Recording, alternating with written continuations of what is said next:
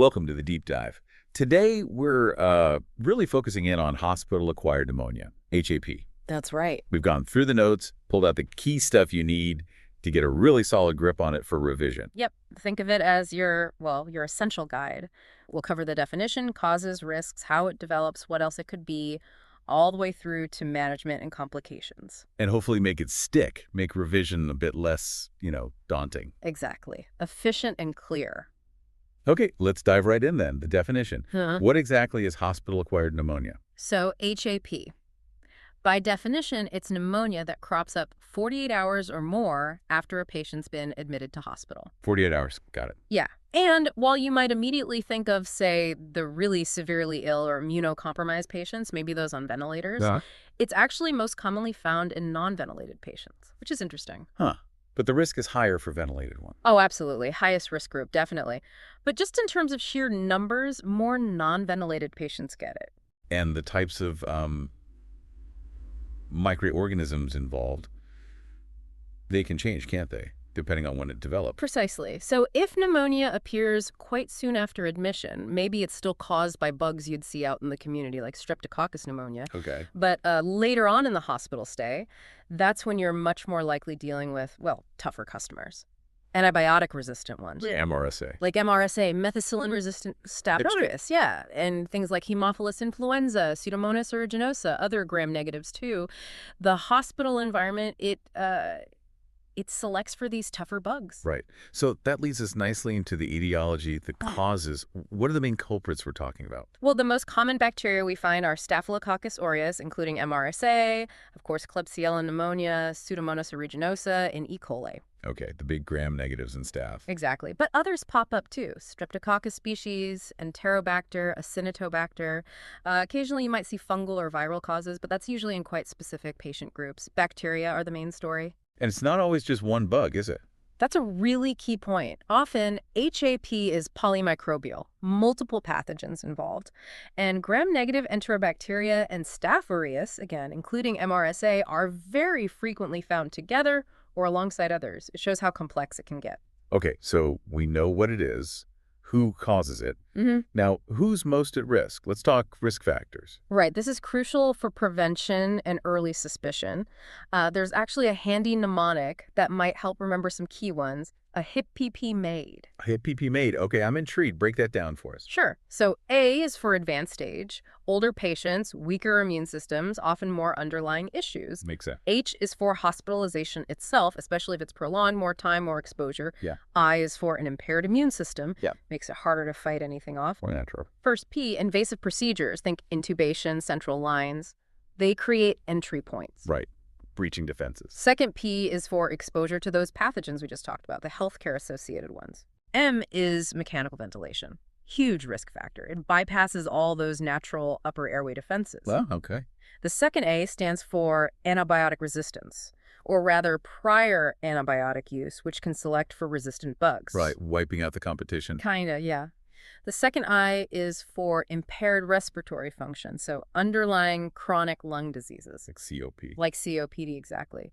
And the final D is just for other underlying chronic diseases more generally, which weaken the body. A HIPP made? That's quite comprehensive. Thanks. It covers a lot of the big ones. So, building on those risks, how does the infection actually develop? The pathophysiology. Walk us through the steps. Okay, so step one. The pathogen gets into the respiratory tract, usually inhaled or aspirated. Right. Now, in a patient with those risk factors, their normal defenses are often, well, compromised. Maybe they can't cough properly because they're intubated or their immune cells aren't working optimally. No, the bugs aren't cleared. Exactly. Step two is overcoming those impaired defenses. Step three, compromised airway clearance lets them stick around. Step four, they start to colonize, multiply, and establish an actual infection in the lower airways. And then the body reacts. Step five, inflammation. The body sends inflammatory cells, releases cytokines. This causes tissue damage in the lungs. That's what you often see as opacity on an X-ray. Leading to the symptoms. Step six, yes, the clinical symptoms appear: fever, cough, shortness of breath, etc. And step seven, unfortunately, if it's severe or treatment is delayed, it can progress. Sepsis, respiratory failure. Serious complication. A real cascade effect. Okay. Now, a patient in a hospital develops these symptoms. How do we know it's HAP and not something else? Right. The differential diagnosis must be quite broad. It really is. You have to think widely. Firstly, other pneumonias. Could it be community-acquired? Maybe they had it incubating on admission. Or aspiration pneumonia, if there was a known aspiration event. Okay. Then there's ARDS, acute respiratory distress syndrome. That's severe lung inflammation, but it can have non-infectious causes too. And speaking of non-infectious, pulmonary edema fluid on the lungs, especially relevant in cardiac patients. Good point. Then you've got a whole list of other lung possibilities. Pleural effusion, pneumothorax, pulmonary embolism, always a big one to consider. Or even exacerbations of underlying things like asthma, COPD, bronchiectasis, fibrosis, even malignancy or sarcoidosis. Oh, okay. Lots to rule out. And don't forget complications of pneumonia itself, like empyema in the pleural space or a lung abscess. Okay, let's try that example question from the notes to anchor this.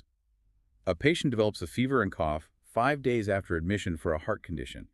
Besides HAP, what other pulmonary issues might you consider? Yeah, classic scenario.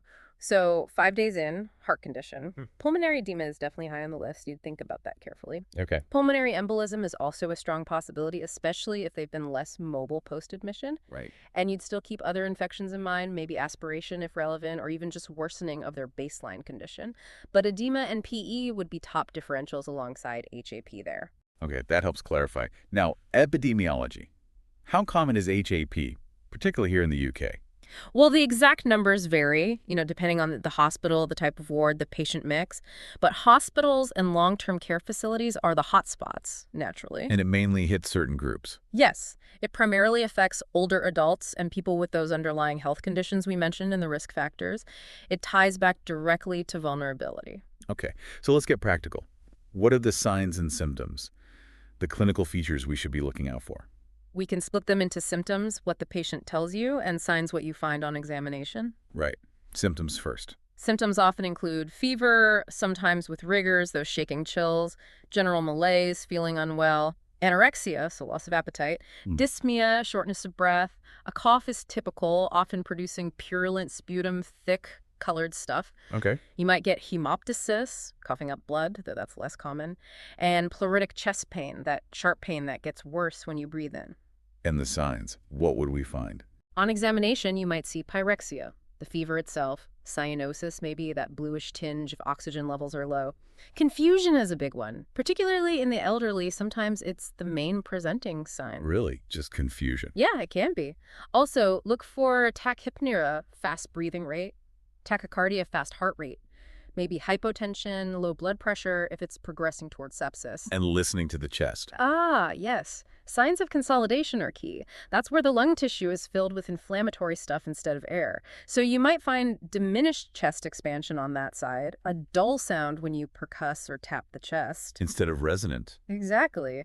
Increased tactile fremitus, feeling more vibration when they speak. And listening with the stethoscope, you might hear bronchial breathing, harsher sounds than normal, maybe crackles, and sometimes a pleural rub if the surfaces are inflamed. That's a detailed list.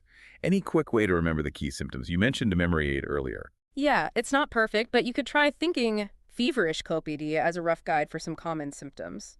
Fever, effortless breathing difficulty, dyspnea, vomiting anorexia, expectoration, purulent, rigors, increased breathing rate, tachypnea, and sharp chest pain, pleuritic. The H is a bit redundant there, maybe hemoptysis, and COPD isn't a symptom but reminds you of the risk. Feverish COPD. Okay, a bit rough, but maybe helpful as a prompt. Yeah, just a starting point. Don't rely on it solely. Understood. So we suspect HAP based on these features. How do we confirm it? What investigations do we order? Okay, first-line investigations are crucial. Number 1, chest x-ray, PA, and lateral views. You're looking for new or worsening opacity. Always compare to previous x-rays if you can. That's vital. Right. See what's changed. Exactly. Second, white blood cell count with a differential, usually elevated in infection, but sometimes it can be low in severe sepsis or in certain patients. Okay. Third, pulse oximetry. Get those oxygen sats. Less than 92% is usually a marker of severity, needing oxygen. And fourth, a sputum sample. For microscopy, culture, and sensitivity, try to get a good quality sample, ideally non-invasively first. Those are the initial steps. What if things aren't clear or the patient's really sick? Then you might move on to additional tests. Arterial blood gases give you a much better picture of oxygenation, CO2 levels, and acid-base balance. More detail than oximetry. Much more. A CT scan of the chest can be very helpful if the X-ray is unclear, or if you suspect complications like an abscess or emphysema. It gives great detail. Okay. And remember, these patients are in hospital, so they'll likely have other standard blood tests done anyway. Full blood count, CRP, C-reactive protein to track inflammation, UNEs, urea and electrolytes for kidney function, LFTs, liver function tests, and blood cultures are really important to check if the infection has spread to the bloodstream. Makes sense. Depending on the situation, you might also consider pneumococcal and Legionella urinary antigen tests. And a follow-up chest X-ray is usually done, say, 6 weeks after recovery, just to make sure everything's cleared up. Right, and if there's fluid around the lung? If there's a significant pleural effusion, then aspirating that fluid for analysis, checking for infections, cells, protein levels can be really informative. Okay, comprehensive workup. So let's say we've diagnosed HAP. How do we manage it? Treatment time. Management really has two arms: prescribing the antibiotics and non-prescribing or supportive care. Let's start with prescribing. Okay, the absolute key here is prompt antibiotics. Don't delay.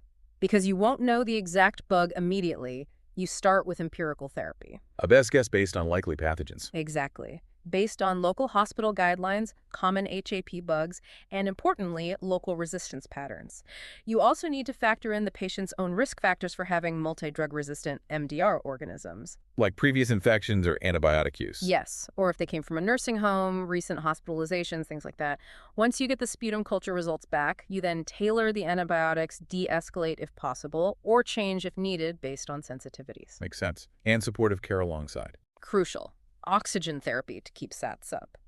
Sometimes non-invasive ventilation, or in severe cases, full respiratory support with intubation. And what about non-prescribing interventions? Well, as mentioned, intubation and invasive ventilation if they develop respiratory failure.